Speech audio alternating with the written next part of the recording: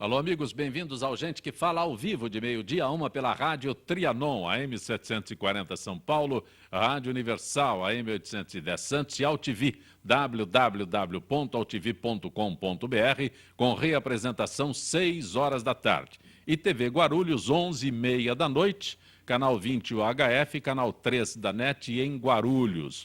Nosso site www.gentequefala.com.br, nossa página Facebook /programa Gente que Fala, o Twitter @Gente que Fala M, o WhatsApp é São Paulo 11 974012235, chat no site da AltV e ainda um telefone que fica à sua disposição é São Paulo 11 5052 6622. Participando desta edição de Gente que Fala, cirurgião plástico Dr. José Néder Neto. Dr. José Néder, prazer tê-lo aqui. Prazer, bom dia. É uma honra estar com vocês. Também conosco a otorrino... Preciso ler tudo isso daqui? É bom. Otorrinolaringo, eu tenho que pedir auxílio dela. Da fone. Otorrinolaringologista e médica do sono, Silvana Belotto. Boa tarde. Boa Obrigada tarde. pelo convite. É médica do sono, falei corretamente? Certo, tá Otorrino certinho. eu me atrapalho, mas o que me chamou a atenção é médica do sono. Isso. Ok. Também a enfermeira mestre em acupuntura, Cristiane Garcia Sanches e Souza. Prazer tê-la aqui, Cristiane. Obrigada, eu agradeço o convite. Você é professora da Associação Brasileira de Acupuntura. Isso mesmo. Isso. E fiscal? Do Corém São Paulo. O que é Corém? Conselho Regional de Enfermagem. Ok. Fonoaudióloga Kátia de Almeida. Prazer tê-la aqui, Kátia. Prazer é meu, obrigada pelo convite. Boa tarde a todos. Eu posso pedir umas orientações, como o caso de falar como é que é? Otorrinolaringologista? Fonoaudióloga também é uma palavra que exige algum treino. Carregada, né, para a gente poder pronunciar corretamente, né? A senhora é vice-diretora do curso de graduação em... Me ajuda. Em fonoaudiologia da Faculdade de Ciências Médicas da Santa Casa de São Paulo. Sou fonoaudióloga clínica e sou professora da faculdade. Muito bom. Lipoaspiração. Dr. José Néder, por que se diz que a lipoaspiração, o seu sucesso depende de sinceridade do paciente? Bom, Tem primeiro, paciente que não é sincero quando... tem que muito é isso? paciente que não é sincero e também temos que saber a expectativa do paciente quanto a qualquer procedimento cirúrgico que for realizado, né? Às vezes o paciente não conta algum tipo de doença ou medicação que ele esteja usando e isso pode atrapalhar no procedimento ou durante ou no pós-operatório. Podemos ter complicações se ele não for sincero durante a consulta, né? Mas a sinceridade nesse aspecto aí qualquer uma das que estão aqui, né, tem que ter um certeza. diagnóstico completo quando eu chego no... Né? Com certeza, mas nem todo paciente conta tudo que toma, às vezes acha que é um produto natural e que não tem problema quanto à cirurgia, acaba não nos contando e aí acaba favorecendo algum problema no pós-operatório ou durante o ato cirúrgico. Essa sinceridade é isso que eu queria, um detalhamento maior, né? Isso, é importante a gente saber qual é a expectativa do paciente quanto ao procedimento. Olha, doutor, eu estou aqui porque eu quero fazer uma lipo, porque eu quero emagrecer. Então, nós temos que saber isso por quê? Porque temos que auxiliar que a lipo é um procedimento que nem auxilia e nem foi feito para emagrecimento. Ele ajuda na melhora do contorno corporal, apenas para pessoas que têm gordura localizada, não excesso de peso. Então, isso faz parte da sinceridade na consulta também. Se o paciente tem qualquer tipo de problema de saúde e não nos informa, aí vai aumentar o risco cirúrgico do paciente. Às vezes temos que fazer algumas avaliações antes da cirurgia, que se ele não informar tudo o que ele tem, acaba passando despercebido e aumenta também o risco da cirurgia. Cristiane, por exemplo, que é enfermeira, alguém que vá procurar, mestre em acupuntura, alguém que vá procurá-la, se sonegar, vou colocar esse termo, se sonegar alguma informação, vai trazer problema. Sim, a ser problema. Realmente, a informação que a gente solicita é que o paciente fale tudo, até o que ele acha que não é importante.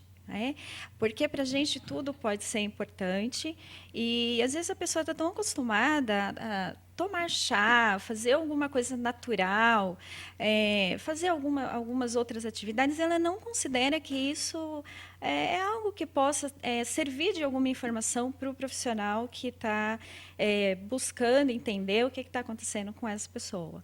Então, a informação ela é muito importante, o mais completa possível.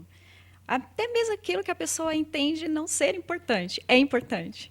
Doutora Kátia, me chamou muito a atenção de que a pessoa chegue a um consultório e não informe tudo. Eu achei muito interessante alguém que chega, doutor, eu não vou falar isso para o senhor, não. Na verdade, eu acho que isso afeta todos os profissionais na área da saúde, né? Eu sou fonoaudióloga, eu trabalho com audição, eu trabalho com pessoas que têm perda de audição, eu protetizo, faço adaptação desses aparelhos, mas se ele também me nega a informação porque ele julga que não é importante, eu também não consigo fazer uma parte importante do nosso trabalho, que é a orientação e aconselhamento desses pacientes. Então, às vezes, o paciente julga que não é importante. E aí, quando você está numa relação de paciente-terapeuta, digamos assim, ou profissional de saúde, é uma relação de confiança. E eu imagino que, numa primeira vez que esse paciente está chegando, fica mais difícil você se abrir e comunicar questões que, às vezes, são bastante particulares. Então, precisa ser estabelecida essa relação de confiança, que, em geral, se estabelece no primeiro contato. Eu fico imaginando que alguém que vá para uma consulta, ele tem expectativas independente de quem é esse profissional, e, às vezes, ele só vai revelar essas questões mais para frente. É a minha sensação. Eu sou cirurgiã também, e a gente vê muito paciente que não fala que vai viajar no pós-operatório, por exemplo. Então, isso é muito interessante. Paciente não refere que depois de uma semana, 15 dias do procedimento, vai para a Europa, vai para os Estados Unidos. Isso é super contraindicado. Então, a gente tem que ter o maior cuidado, a gente tenta falar tudo que a gente se lembra para os pacientes, para eles não se colocarem em risco, mas nem sempre a gente lembra de todos os cuidados. E se eles não referem para a gente, eles se colocam em risco e eles podem comprometer o procedimento. No caso da cirurgia plástica, que é um pouquinho mais extensa, geralmente o paciente não sai tão cedo, mas na cirurgia otorrinolaringológica, o paciente se recupera muito bem, ele se sente muito bem um pouco mais rápido. Então, ele acha que ele pode fazer qualquer procedimento, nadar, entrar na piscina, tomar sol, e isso é um grande perigo para os pacientes. Outra coisa é paciente que é tabagista eventual. Eu fumo só quando eu saio, quando eu vou na balada, isso pode comprometer a cicatrização. E aí a gente acaba se colocando em risco também. A senhora citou um item que é muito interessante. Eu imagino na lipoaspiração, né, a pessoa que te procura porque vai fazer uma viagem, mas não informa, né? Então quer fazer uma escultura melhor, quer se apresentar com um aspecto melhor, mas chega lá para o doutor Néder e fala, vai viajar? Nem esqueci de falar que vou viajar. Sim, isso é um problema, né? Tem algumas patologias pós-operatórias que são frequentes, assim, quando você se aumenta o risco se você tiver um voo, por exemplo, com um tromboembolismo pulmonar. Você já é um risco vinculado a qualquer cirurgia. E se você faz um voo, qualquer voo acima de 6 horas já tem um risco aumentado para tromboembolismo pulmonar também. Se associar as duas coisas, aí o risco fica muito elevado. E é um risco importante que pode levar à morte. Porque até que a Silvana tivesse se manifestado, eu estava imaginando sonegar informações, pessoas que tomam medicação e não digam para vocês. Também não dizem. Tem pessoas que tomam medicação para emagrecer, que tomam medicações para ficar mais fortes em academia, elas naturais ou não, acham que não tem problema esse tipo de medicação e não contam para a gente. E, na verdade, cada uma tem seu período que tem que ser parado antes do procedimento. Cristiane. Sabe que isso é um assunto bastante interessante, a questão de não dizer que medicamento toma. Na acupuntura, isso faz muita diferença, até por conta dos nossos diagnósticos, né? A forma como a gente faz diagnóstico. Então, por exemplo, se eu tenho que fazer uma avaliação de língua nesse paciente e ele não me fala que medicamentos ele está tomando, eu posso fazer inferências bem equivocadas referentes a um problema que ele tenha, quando na verdade ele não tem, e aquilo que está mostrado na língua é só uma reação de algum medicamento que a pessoa toma. Então, a importância, né, de dizer determinadas coisas está bem relacionada com o fato de que, se isso não é dito, dificulta muito, inclusive a questão diagnóstica. Eu costumo dizer sempre aqui que eu sou só jornalista, né?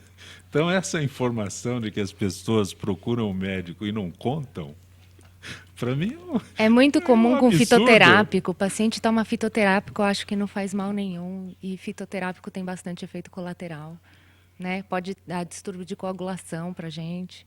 Isso compromete super o desenvolvimento Na acupuntura, pós-operatório, a as pessoas recuperação. têm uma dificuldade até de entender por que ela tem que dizer que ela toma medicamento. Né? E quando eu pergunto, você toma algum medicamento? Na verdade, todo o meu interesse nisso é saber como essa pessoa está se comportando com o seu jeito agora, as suas mucosas, a sua pele. Né? Porque senão, como um acupunturista, não só trabalhando com estética, mas em várias áreas, mas estética é uma procura muito grande, eu posso fazer muitos diagnósticos equivocados. E o que a gente não quer é fazer diagnósticos equivocados. A acupuntura é uma, como é que eu coloco? Uma ciência? Especialidade. Pode Uma hoje especialidade. colocar como sim. Uma Sim. especialidade antiquíssima, mas no Brasil eu digo que é novo. Eu afirmo que é novo a aceitação da acupuntura no Brasil. As pessoas começarem a procurar e aceitar. Né? E já existe caiu esse conceito de que a acupuntura é bom distante? Vem lá com aquelas agulhinhas, aqueles negócios terríveis para espetar a gente.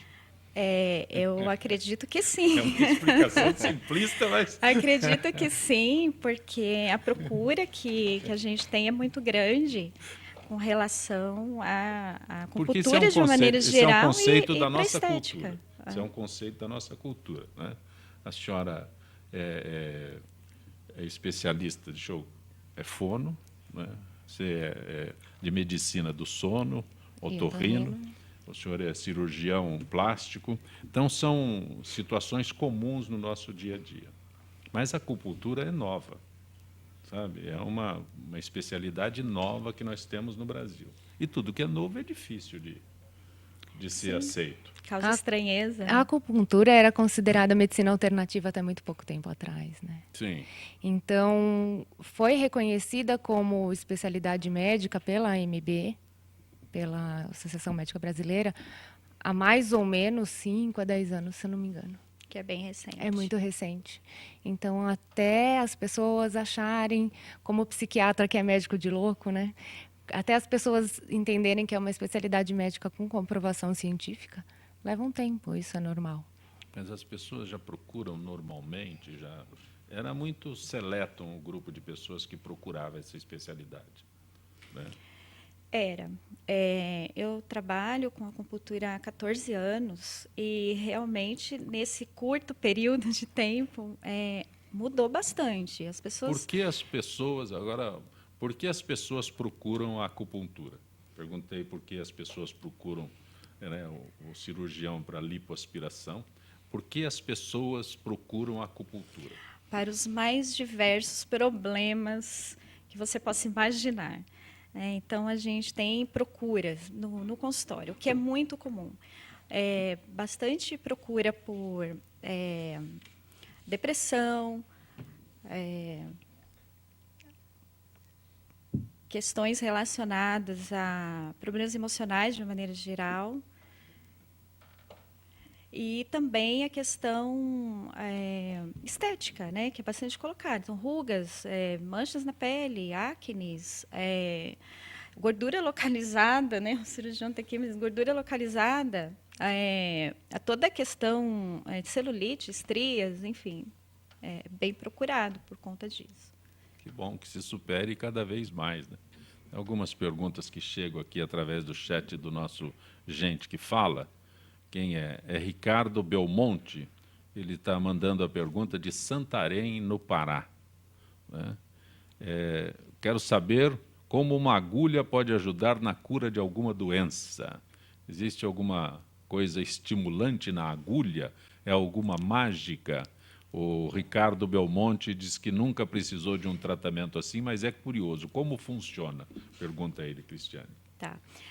Na verdade, não existe nenhuma mágica na agulha, não, né? O tratamento ele é feito a partir de um diagnóstico, onde a gente tenta entender o que é que está acontecendo com a pessoa. Toda a questão física, toda a questão psicológica, todas as queixas deles são avaliadas, e a partir daí, a partir desse diagnóstico, a gente propõe um tratamento.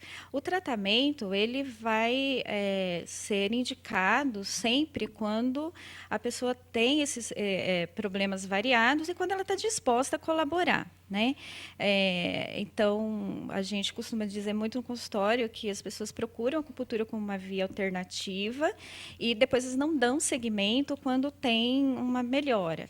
Então, é importante que a pessoa dê seguimento. Então, a partir do momento que eu tenho esse diagnóstico, eu entendi o que essa pessoa tem, as agulhas são introduzidas em pontos específicos da pele, já bem estudados pela medicina tradicional chinesa, que é milenar, né? Não é uma coisa que... isso não é novo. Essas agulhas vão estimular vários fatores orgânicos nessa pessoa para fazer com que ela se sinta melhor. Então, fatores hormonais são estimulados, fatores emocionais são melhorados. Então, ela acaba tendo uma melhora, não porque a agulha é mágica, mas porque a agulha reage com tudo que essa pessoa tem no seu organismo. Doutora Kátia, eu tenho aqui a informação de que o que era um problema de pessoas mais idosas, hoje já acomete os jovens também.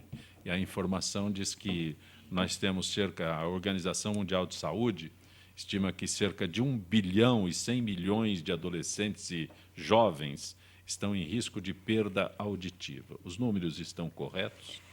Infelizmente, sim, né? A perda de audição, que antes se dizia que estava mais restrita ao envelhecimento, hoje ela está acometendo todos os adultos, jovens, crianças, porque nós estamos expostos cada dia mais a níveis de ruído, o que a gente chama de níveis de pressão sonora bastante elevados, né? E inicialmente, a preocupação há anos era com o ruído ocupacional, mas hoje a gente vê que no lazer estamos todos, não só os jovens, mas os jovens mais frequentemente por conta do uso do que chamamos estéreos amplificados, os estéreos pessoais.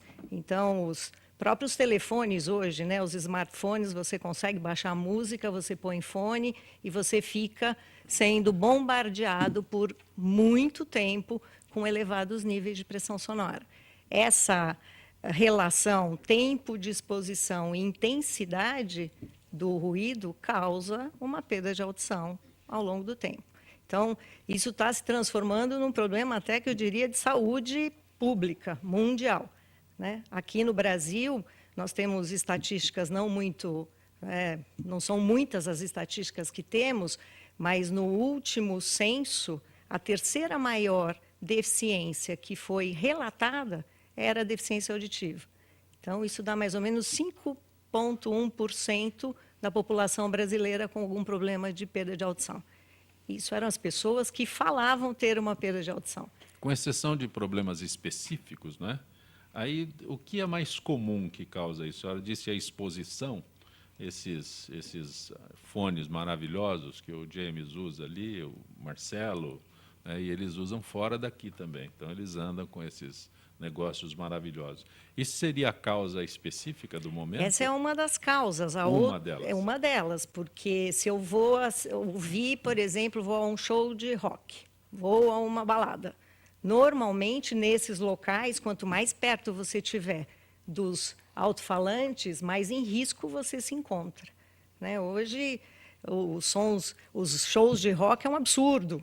O nível de pressão sonora nesses locais. E aqueles shows de rock que passam pelos carros de vez em quando, que o carro chega a então, tremer o da gente, não? Normalmente, quando eu estou no trânsito e que do meu lado eu escuto o barulho, eu penso, esse um dia será nosso paciente, né, doutora? Porque Nossa, é muito Vai nos bom. procurar. nosso paciente, porque vai nos procurar. E a porta de entrada é o médico otorrinolaringologista. Mas a grande preocupação é que esta perda induzida por esse ruído, por esses elevados níveis de pressão sonora, ela é irreversível. Não há nenhum tratamento clínico ou cirúrgico para a gente resolver esse problema. E o mais importante, ela é 100% passível de ser prevenida.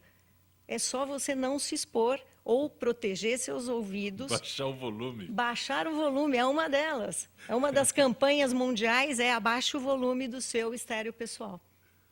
Existe uma campanha nesse sentido? Fora daqui muito e aqui no Brasil também. Aqui não tem. Aqui... Mas está começando, acho que já teve nada. Hoje a gente tem algumas iniciativas da Associação Brasileira de Otorrinolaringologia, da Academia Brasileira de Audiologia, que se preocupam com as questões da prevenção da audição. Se nós prevenirmos, nós vamos chegar na idade dos nossos pais, minha mãe tem 91, Maravilha. provavelmente com uma audição bastante boa. Doutora é o que eu Silvana, espero. tem esses problemas também na fala? Posso simplificar assim?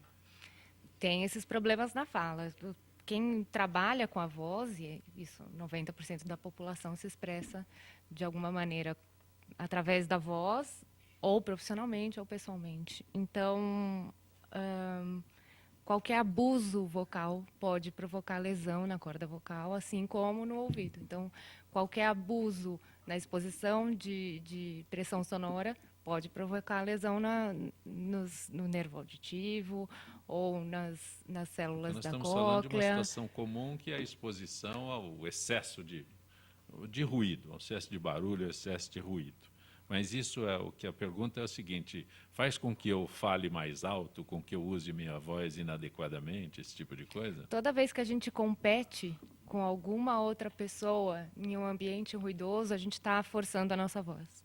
Então, quando a gente está tentando falar mais alto para se colocar de alguma maneira ou para entonar alguma opinião com um pouquinho mais de vigor, a gente pode prejudicar a corda vocal. Doutora Kátia está... Eu estou pensando que tem uma experiência muito simples a respeito do que você falou. Se a gente estiver num ambiente com muito barulho e, de repente, apara o som, você vai ver que está todo mundo gritando. Quando você tem que gritar para ser ouvido, primeiro, são 2 sinais de alerta. Número 1, que a sua audição está em risco. E número 2, que a sua voz está em risco. Né? expondo também. São 2 coisas super importantes. Você está exagerando do seu mecanismo vocal e está colocando a sua audição em risco.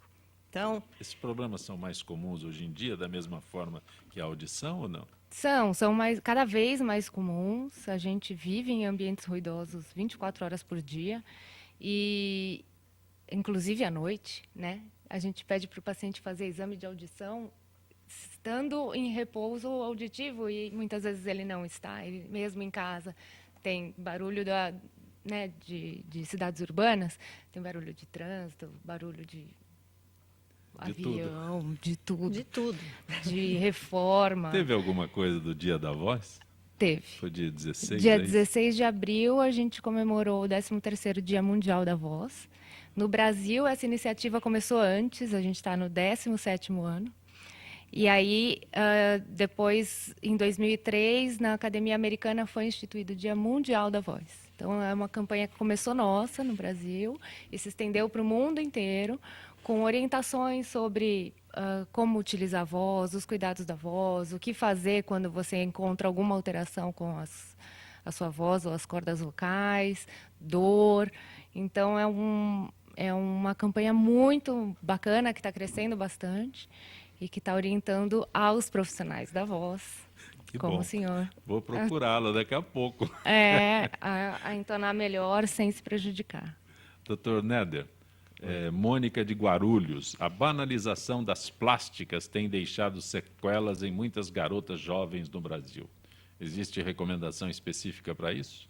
Sim, sim, são as recomendações de segurança, né? Primeira coisa que você precisa fazer quando vai optar por uma cirurgia plástica é a escolha do médico.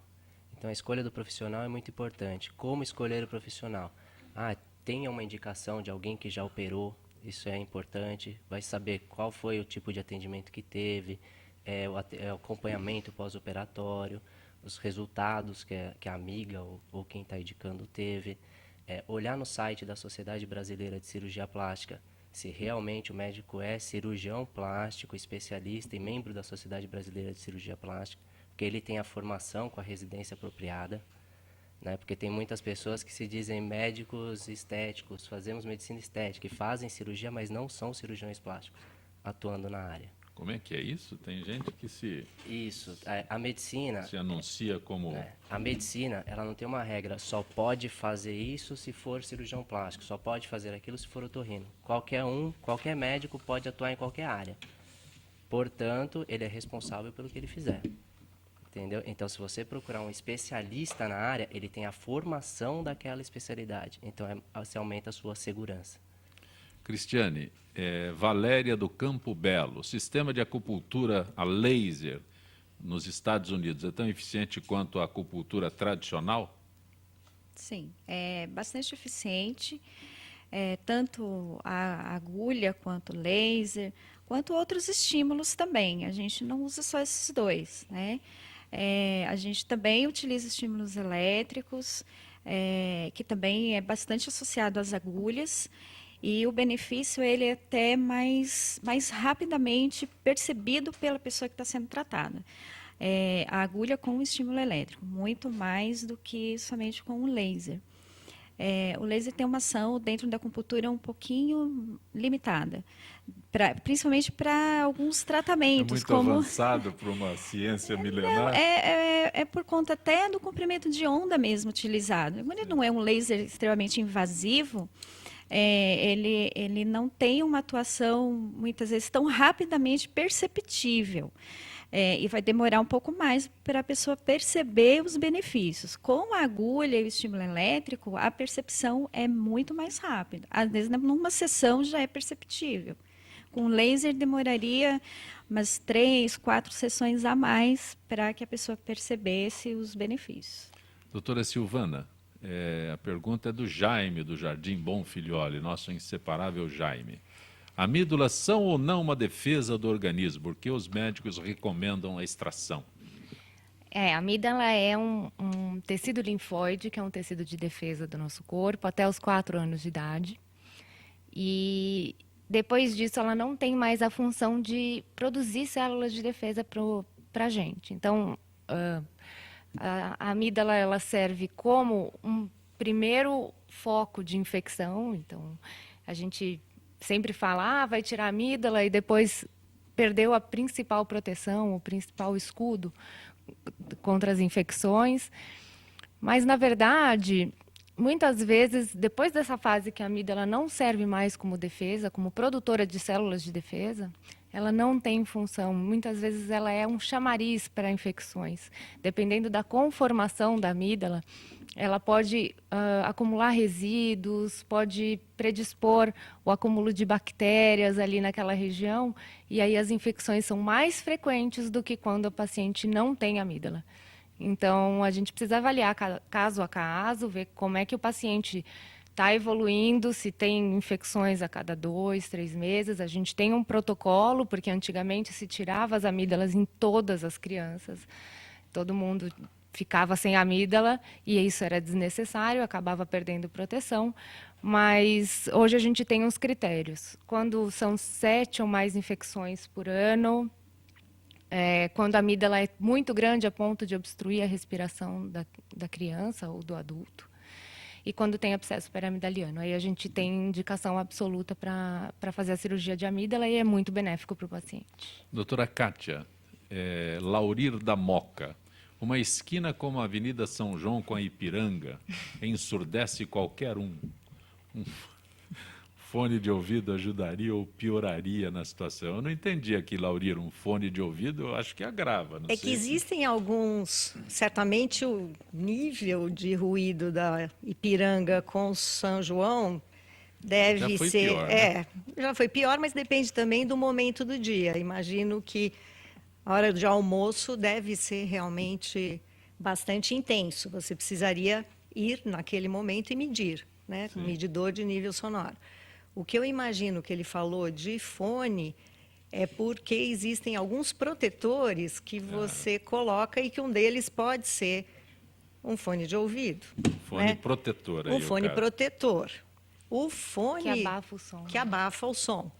Né? Então, existem alguns locais, por exemplo, se você reparar, quando pousa um avião, se você olhar para as pessoas que estão na pista, certamente eles estão com fones de ouvido que são abafadores, protetores. Né? Existem outros protetores que são tampões, que você insere dentro do ouvido e isso dá uma certa atenuação. Se eu entendi corretamente. Agora, para ele se ensurdecer ficando na Avenida São João, ele precisaria estar ali direto, mais do que Trabalhar 8 ali. horas de exposição. E o nível teria que ser acima de 85 dB, nível de pressão sonora, para ele começar a ter problemas sem proteção. Você está acompanhando Gente que Fala. Nosso contato agora com o Dr. Nelson Letísio, cirurgião plástico. Dr. Letísio, boa tarde. Boa tarde, Jacopé. Como é que você está? Tudo bem. Podemos falar sobre ginecomastia, é isso? Com certeza, com certeza. Veja, a ginecomastia é um problema, não digo um problema, é uma coisa que acontece geralmente na adolescência. Entende? Você pode até ter uma ginecomastia num adulto quando ele se torna um pouco mais obeso, por genética de cada um. Agora, usualmente acontece na adolescência. E atualmente, com esse pessoalzinho que toma muito anabolizante, que toma muito esses estimulantes para ficar bem musculoso, bem assim, saradão, como a gente fala, esse tipo de hormônio pode acarretar um aumento das mamas masculinas. Então, atualmente são vários fatores que você tem. E a gente sempre procura, após a adolescência, vamos dizer, a partir de 14 anos de idade, e no início, quer dizer, da adolescência, nos 14 anos de idade, 15 anos, já começar a intervir. Por quê? Isso é uma coisa que causa muito constrangimento para quem é portador de ginecomastia. E então fica uma situação complicada, que são pessoas que não querem tirar a camisa em churrasco, não gostam de ir à piscina. Então é muito desagradável. Na nossa experiência de 30 anos, todos os portadores de ginecomastia tinham algum tipo de complexo. Entende? Então é difícil. E hoje em dia, com cirurgia pós-bariátrica, né, cirurgia bariátrica e o pós-bariátrico, devido à perda ponderal muito grande, ele acaba tendo também uma queda do tecido mamário. Então, você já tem um outro tipo de abordagem de ginecomastia. Mas hoje em dia, Zancopé, é assim, você pode dividir em ginecomastia de adolescência, que é hormonal, genética, por obesidade, por pós-bariátrico. Então, são vários fatores que interferem para que haja a necessidade de uma intervenção cirúrgica na mama masculina. Agradeço ao Dr. Nelson Letísio, cirurgião plástico, participando do nosso Gente que Fala. Dr. Letísio, um abraço. Um abraço, Zancopé. Saúde e paz para todos aí. Você está acompanhando Gente que Fala pela rádio Trianon, AM 740 São Paulo, Rádio Universal, AM 810 Santos, AltV, www.altv.com.br e TV Guarulhos. Retornaremos em instantes.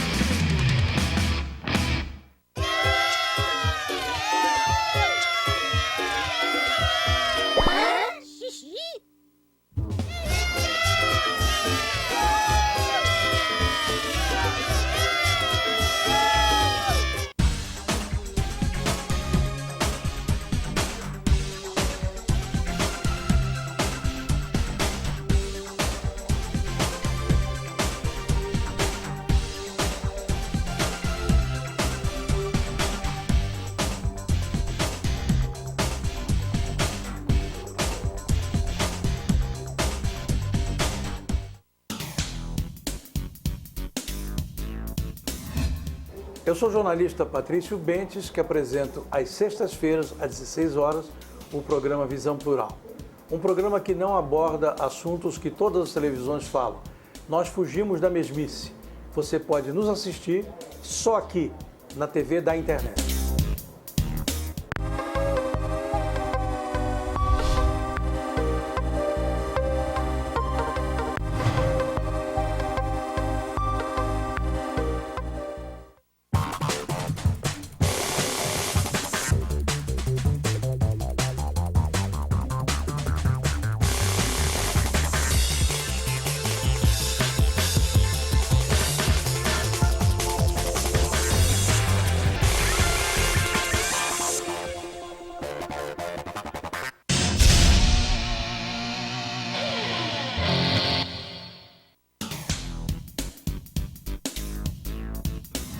Sim, meus amigos, muito prazer, sou Sérgio Oliveira e estou aqui para lembrar vocês que toda segunda-feira, 9 horas da noite, eu estou aqui na TV da internet com o Futebol Alternativo TV.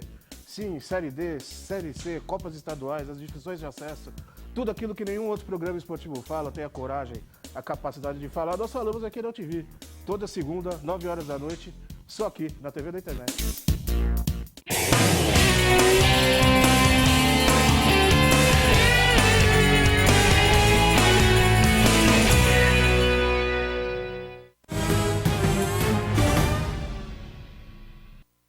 Você está acompanhando Gente que Fala pela Rádio Trianon, AM 740 São Paulo, Rádio Universal, AM 810 Santos, AltV, www.altv.com.br, TV Guarulhos, canal 20 UHF, canal 3 NET em Guarulhos. Conosco hoje, cirurgião plástico Dr. José Néder Neto, a enfermeira, mestre em acupuntura, doutora Cristiane Garcia Sanches e Souza, a fonoaudióloga doutora Kátia de Almeida e a otorrinolaringologista, médica do sono, Silvana Belotto. Médica do sono? Por que médica? Qual é a medicina do sono? A medicina do sono também é uma especialidade nova.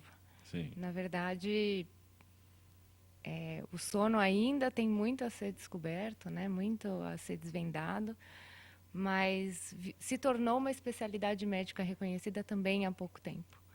E alguns especialistas só médicos que podem fazer essa especialização.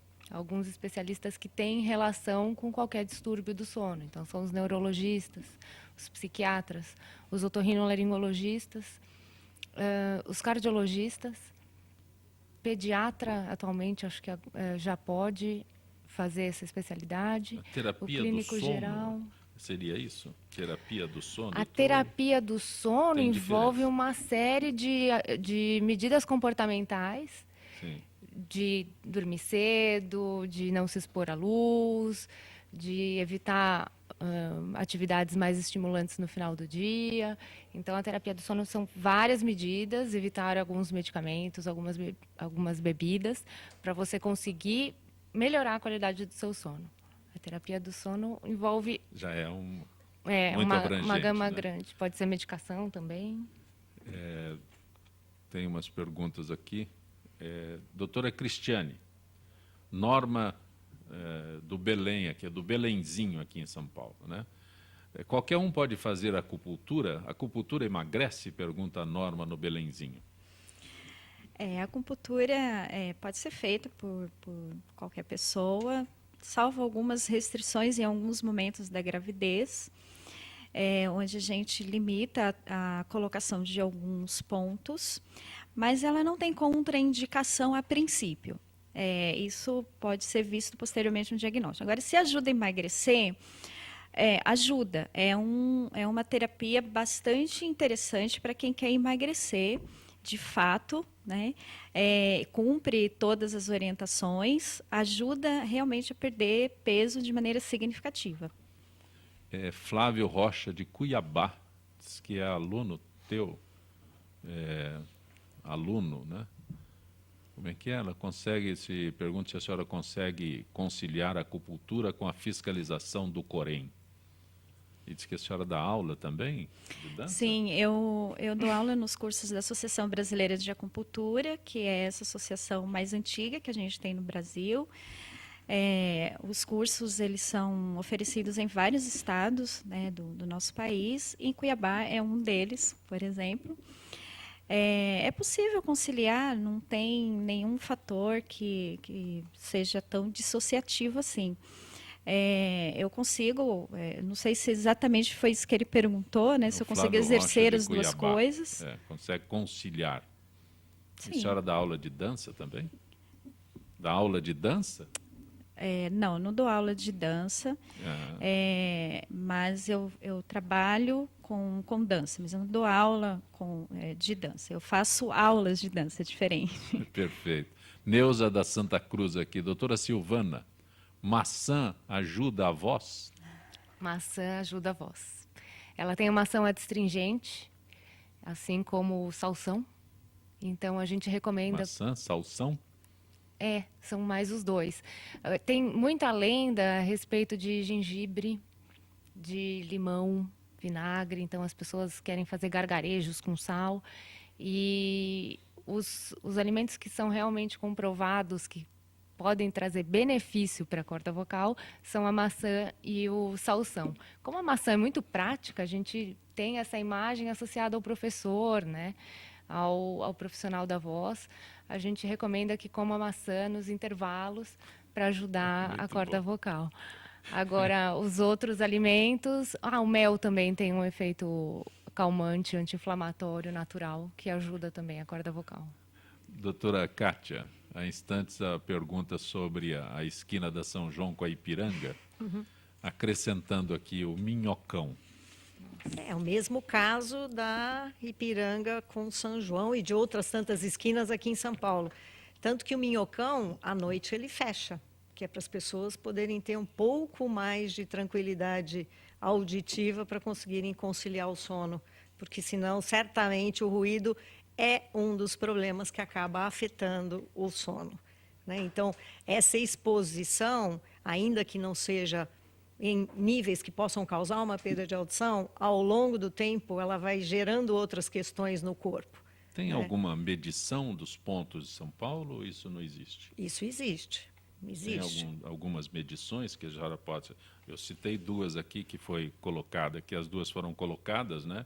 A esquina da São João com a Ipiranga e o minhocão. Normalmente, existem medições que são consideráveis... São pontuais, não é? Pontuais, porque isso depende do momento em que isso foi feita a medida, né? O que se sabe, por exemplo, na questão ocupacional, trabalhadores que estão expostos a mais de 85 decibéis por dia não podem se expor sem proteção. Então, o máximo permitido são 8 horas de exposição. Para se ter uma ideia, a cada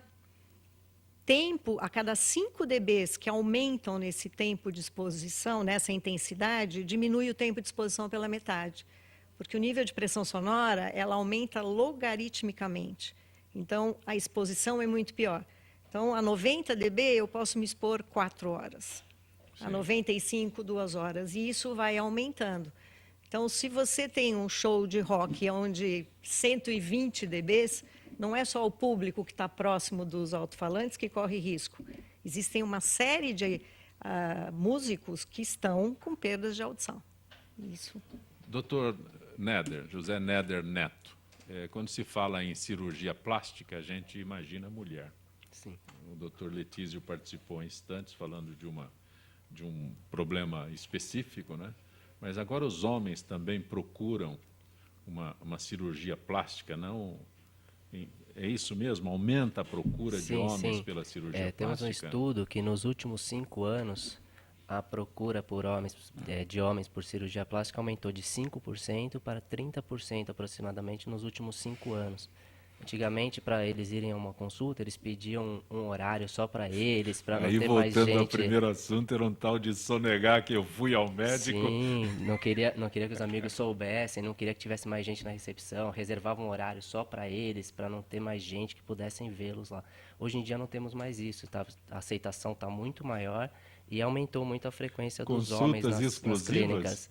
Sim, antigamente eles pediam um horário que tivesse menos pessoas na clínica, ou de preferência quase ninguém, para que não vissem ele na clínica. Hoje em dia isso não tem mais, eles marcam as consultas normais no meio das mulheres e estão lá na recepção junto com elas, sem maiores preconceitos. E os homens procuram cirurgião plástico, qual o motivo de procurarem um cirurgião plástico? No assunto que falamos aqui, a ginecomastia, ela é um dos mais realizados, dependendo da faixa etária do paciente. Numa idade aí de 14 anos até uns 25 anos, é a cirurgia mais realizada em homens, é a ginecomastia. Tá? Também é muito realizada em homens a lipoaspiração, para tirar algumas gorduras localizadas. Aqueles pacientes que treinam com frequência, têm um cuidado alimentar frequente, porém tem alguns locais que o excesso de gordura atrapalha, o acúmulo da gordura localizada atrapalham eles. Eles querem eliminar só aquilo. Importante em homem é que eles não querem uma mudança drástica, eles querem coisas Já sabe que não vão ficar mais bonitos, é isso? Não, é que assim, eles não querem que olhem para eles e percebam que eles fizeram algum procedimento estético. Eles querem a melhora da aparência realmente. A mulher quer ser vista como ter, né, Sim. recorrido a um recurso como esse. O homem não quer que O homem não, percebam. quanto mais discreto, melhor. E também, passando por uma faixa etária mais avançada, a cirurgia das pálpebras, a blefaroplastia, também é muito realizada em homens. Mas o homem procura mais por correção ou por estética mesmo? Então, na verdade, a cirurgia plástica, eu entendo a cirurgia plástica muito por correção, né? Porque se a gente tem um excesso de pele na pálpebra, a gente vai fazer uma correção para que retire esse excesso. Então, 90% da plástica, ao meu ver, ela é reparadora. As pessoas vão no consultório falando em estética, né? Mas, na verdade, o termo seria reparadora. E com o aumento da idade das pessoas, as pessoas estão vivendo mais tempo hoje em dia, né? E aí acabam trabalhando por mais tempo também. E tem que ter essa melhor apresentação no ramo do trabalho também. E aí acaba aumentando a procura dos homens pela especialidade, para melhorar a aparência. Vou voltar a algumas perguntas que tenho aqui. Doutora Silvana, Patrícia do Brás, para dizer que dormi muito bem, uma pessoa com 35 anos trabalhando 9 horas por dia, quanto tempo deve dormir? Isso é muito individual. Isso depende de pessoa para pessoa e o que a gente faz, geralmente, empiricamente, é fazer a medição do sono ao longo de uma semana, quando a pessoa não tem obrigações, e aí dividir por 7. E aí você vê exatamente quantas horas você precisa de sono por noite. Então, você dorme livremente, um período de férias, uma viagem que você está um pouco mais tranquila, acorda espontaneamente, e aí vai somando e faz a média. E aí você sabe o quanto que você tem que dormir, o quanto que é o seu ideal. Isso é muito individual. Tem gente que dorme 5 horas e fica muito bem, tem gente que dorme 12 e precisa de 12 horas. É que, atualmente, é muito difícil a gente conseguir dormir 12 horas, apesar de ter muita gente que precisa. Mas o ideal é dormir entre 7 e 8 horas por noite, para todos. Doutora Kátia, Elaine de Caçapava. Meu pai é quase surdo, precisamos gritar para que ele possa ouvir. Nunca foi a um otorrino. Quero saber sobre cera de ouvido. Pode ser uma obstrução? Pode, mas não vai causar uma surdez que precise berrar para falar com ele. Provavelmente deve ter aí uma perda de audição em função da idade. Né? Mas, de qualquer forma, a primeira coisa a fazer é ir ao médico otorrinolaringologista. Fazer ele ouvir que ele tem que ir ao médico. Porque, às vezes, até pode ter cerúmen acumulado lá. Sim. Mas, mesmo depois de tirado esse cerúmen, tem que fazer uma avaliação. Para fazer uma avaliação, que você quantifica a perda de audição que o sujeito tem, precisa estar desobstruído de qualquer cera, porque senão isso interfere. Então, o caminho é, vai ao médico, ele faz a consulta, faz a avaliação otorrinolaringológica e depois ele encaminha para uma avaliação da audição. Quantificada a perda é possível, existem aparelhos de amplificação sonora, o que a gente chama de próteses auditivas, que podem ser adaptadas e até em perdas bastante severas. Esses aparelhos, inclusive, são concedidos pelo Sistema Único de Saúde. Então, é algo bom de alertar a população. né? Ela tem acesso ao sistema de saúde, Sim, sim. que é ótimo. Doutor Néder, Thalita, mesmo com essa procura, ainda existe preconceito? Quais as cirurgias que os homens mais procuram? Thalita pergunta. Tá. Conforme comentado, a ginecomastia na faixa etária até 25 anos é a mais realizada. Após isso, temos a lipoaspiração, uma das mais realizadas, e uma idade acima também é a blefaroplastia, a cirurgia das pálpebras. E claro que ainda tem bastante preconceito quanto a homens realizar cirurgia plástica. Na verdade, é um amigo quer zoar o outro porque procurou o procedimento, mas isso está diminuindo. Repete para a gente, o homem procura cirurgia plástica mais por... Repete. Na verdade, ele quer uma melhora da aparência. Sim. Por quê? Porque a nossa sobrevida hoje em dia está maior. Então, a gente trabalha mais tempo, a gente tem que ter uma boa relação com o nosso companheiro de trabalho ou com o nosso cliente, e aí tem que ter uma melhor aparência para isso. Essa é a maior procura dos homens hoje em dia. Pois não, Cristiane. Posso fazer uma consideração? Por favor. Muito, porque assim, elas estão mais próximas no assunto e a gente mais próximo no assunto. verdade. Né? Que Foi ótimo, interessante. feliz É verdade. coincidência. É A verdade. posição foi perfeita. Quer saber qual é a procura masculina por acupuntura estética? Por favor. Interessante isso. Ele está falando aqui, eu pensando que há um tempo atrás, homem não procurava consultório de acupuntura para a parte estética. Não tinha nenhum no consultório. De repente, começou a aparecer. E isso recente, uns 4 anos para cá, mais ou menos. A procura maior sempre foi mais pelo corpo do que pelo rosto. Por incrível que pareça, as estrias incomodavam muito as mulheres e passou a incomodar os homens, o que me chama muito a E atenção. qual a faixa etária A desse gordura público? localizada começou a incomodar, né? Faixa etária desses homens entre 30 e 40 anos, É a não faixa mais etária novos que que mais isso. procuram a lipoaspiração. Não mais jovens, mas entre 30 e 40 anos. E recentemente eu tenho procura por pessoas recém-saídas da adolescência, vamos dizer assim, né? 19, 20 anos, bastante incomodadas com o corpo. Que a beleza hoje é uma coisa bastante massificada. Então, eu acho que ela é vista de diversas formas, né? E algumas até bastante radicais. A pessoa, ela quer ser perfeita. E é muito difícil a gente alcançar essa perfeição, mas ela quer ser perfeita a qualquer custo. E muitas vezes ela não quer passar por uma cirurgia. Sim. Ela quer tentar alguma coisa menos invasiva, para ver qual vai ser o resultado. Então, recentemente, isso no consultório de acupuntura há menos de 2 anos, né? Pode substituir a cirurgia? Eu não digo que ela que é substitutiva, eu acho que são duas coisas diferentes. A acupuntura ela tem o seu campo de ação, de limite, né? A gente vai até um certo ponto, quando não é possível mais, né, pela acupuntura, a recuperação do que a pessoa está querendo, então a indicação seria cirúrgica mesmo. Mas tem um limite nisso, né? Doutora Silvana, a Neide pergunta se dormir no ônibus ou no metrô faz bem.